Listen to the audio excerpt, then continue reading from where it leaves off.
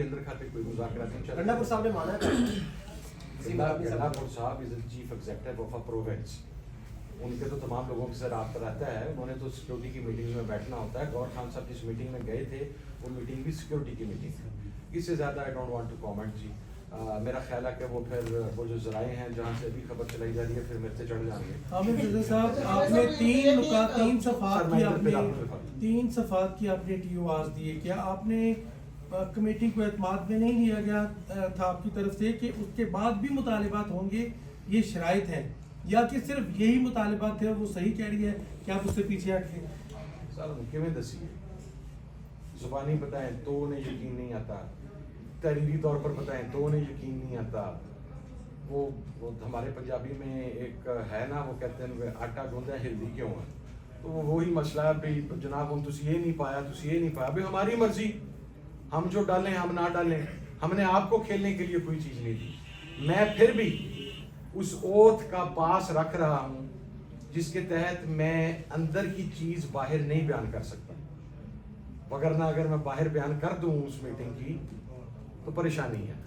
हमारे साथ जो आप आज ड्राफ्ट दिया है उसके मुताबिक उसमें किसी का नाम नहीं है, तो क्या जो बानी PTI की रिहाई है उसका आज आप लोगों ने ड्राफ्ट में जिक्र नहीं किया? क्या उनको आपने कहा नहीं कि बानी चेयरमैन की रिहाई? दूसरा मेरा सवाल ये है कि आज के बाद क्या हम मुज़ाकराती अमल को खत्म समझें? आपके देखें दूसरे सवाल को पहले एड्रेस कर देता हूँ। जहाँ तक मुज़ाकरात का अमल है ये डिपेंड करता है हुकूमत के रवैये के ऊपर कि हुकूमत अब जुडिशल कमीशन के हवाले से क्या रिस्पॉन्ड करती है। अगर हुकूमत नई जुडिशल कमीशन बनाती तो मुज़ाकरात को ख़त्म नहीं समझेंगे, दैट इज़ वन थिंग। दूसरी जो आपने कहा कि इमरान खान साहब का और बाकी हमारे सीरान का नाम नहीं है साड़ी मर्जी। सर वो नाम अगर आज होता ना सर, तो मैं आपको बता रहा हूँ ये जो भी प्रेस कॉन्फ्रेंस हुई है ना, जो बड़े गुस्से में हुई है, बड़ी फ्रस्ट्रेशन में हुई है, उसमें ऐसे करके सफा आगे किया जाना था, दिखाया जाना था। देखें जी ये लाइन नंबर 4 के अंदर लिखा हुआ है कि हम इमरान खान, शाह महमूद कुरैशी, इजाज़ चौधरी, यास्मीन राशिद, सरफराज चीमा इनकी रिहाई डिमांड कर रहे हैं। तो ये NRO मांग रहे हैं।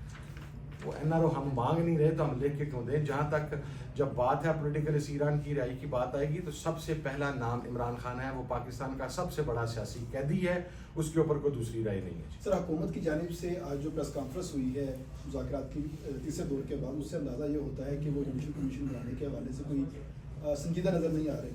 तो उसके बाद अब आपका जो है प्लान भी क्या होगा 31 तारीख के बाद?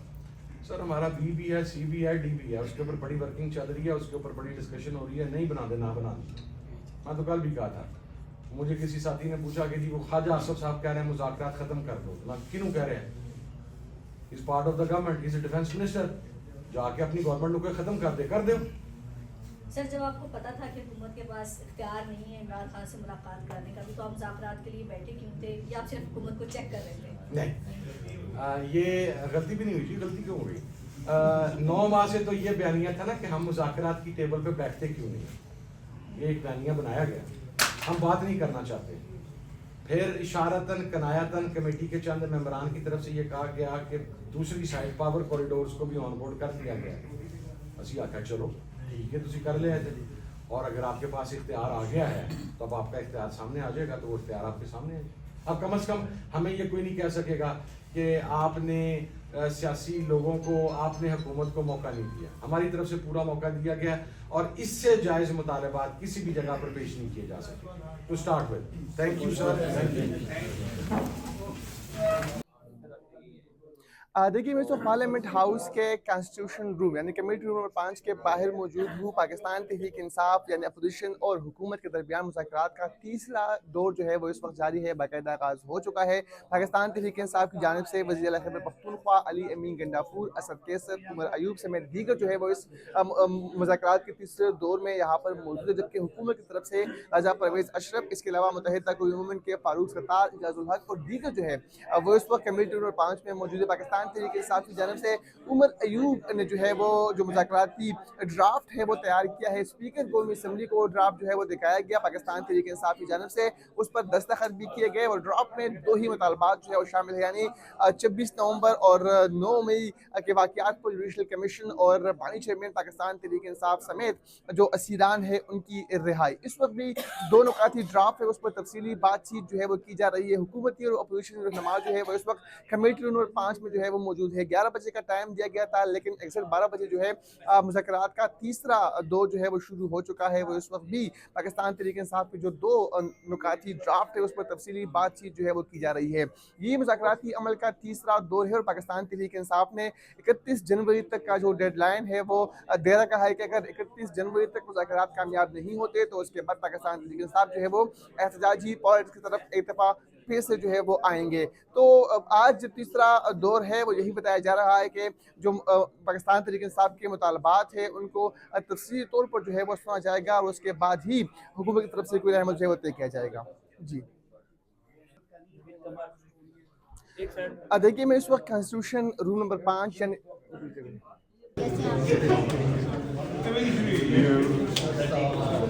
के साथ होनी चाहिए। ये नहीं है कि उसमें सालों साल लग जाएंगे, हो सकता है हफ्ते में कंक्लूड हो जाए, हो सकता है एक दिन में भी कंक्लूड हो जाए। लेकिन जैसा ये बताएं कि अगर कोई मशरूत आता है मुज़ाकरात में तो वो उसकी कामयाबी का कितने % चांस रह जाता है? फिर मशरूत जब हो जाता है तो फिर उसकी कामयाबी तो मुझे तो नजर नहीं आती। जब अच्छा, मशरूत हो जाए एक तरफ ये पार्लियामेंट का हाल देख रहे हैं, मुसलसल एहतजाज कर रहे हैं, तो ये मुज़ाकरात के माहौल पे चीज़ असरअंदाज नहीं होती? ये भी देखें ना, अपोजिशन की अपनी टैक्टिक्स होती हैं, हुकूमत की अपनी टैक्टिक्स होती हैं। कई लोग होते हैं कि वो समझते हैं कि दबाव डालने से शायद हम जल्दी कोई चीज़ अचीव कर लेंगे, तो वो इसलिए दबाव डालना भी एक हिकमत अमली होती है अपोजिशन की। चेयरमैन सेनेट ने सेनेटर एजाजुल हक नहीं, एजाज चौधरी एजाज चौधरी के जो है ना वो प्रोटेक्शन ऑर्डर जारी करने का हुक्म दिया था, लेकिन उस पर अमल दरामद नहीं हुआ। ये बड़ा अफसोसनाक बात है। मैं समझता हूँ कि स्पीकर को और चेयरमैन सेनेट को अपने रुतबे के मुताबिक जिन लोगों के प्रोटेक्शन ऑर्डर वो देते हैं उनको हासिल करना चाहिए। Thank you sir, thank you. Sir क्या कहेंगे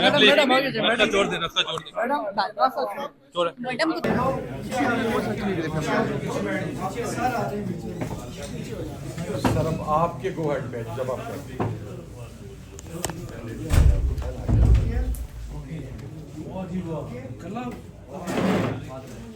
मैं कल नहीं कल फोन बनता है।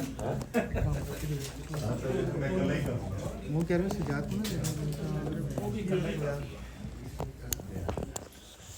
में सब निकल गए हैं।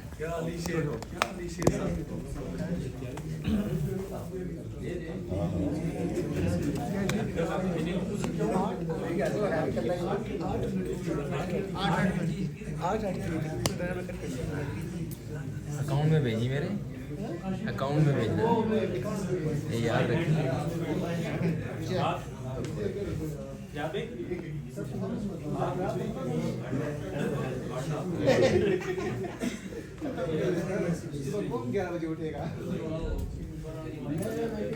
सर मेरा तो उठने का इशू नहीं, मेरा तो सफर बड़ा है। चेयरमैन साहब ये जो आपका माइक ऑफ है आपका अभी करने का सर इमरजेंसी में करनी पड़ी।